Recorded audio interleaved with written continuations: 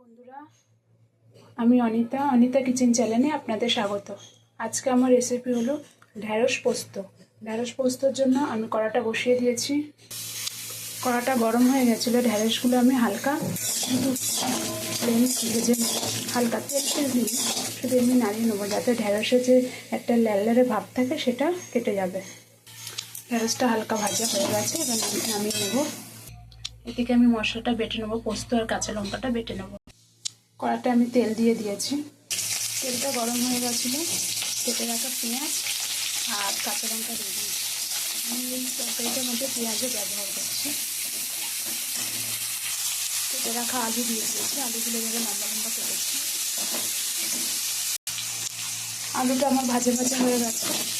এবার ভেজে রাখা ঢ্যাঁড়সগুলো দিয়ে দেবো। ভেজে রাখা ঢ্যাঁড়স দিয়ে দিয়েছি। স্বাদ অনুযায়ী লবণ, হলুদের গুঁড়ো, কাশ্মীরি গুঁড়ো লঙ্কা, বেটে রাখা পোস্ত, বেটে রাখা টমেটো দিয়ে দিলাম।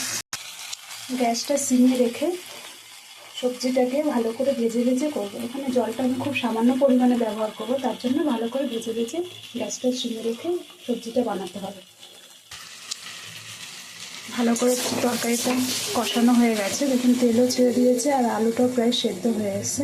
এবার সামান্য পরিমাণে জল দিয়ে দেবো। এই যে সামান্য পরিমাণে জল দিয়ে দিয়েছি। এইটুকু জলেই হয়ে যাবে, বেশি জলের দরকার নেই।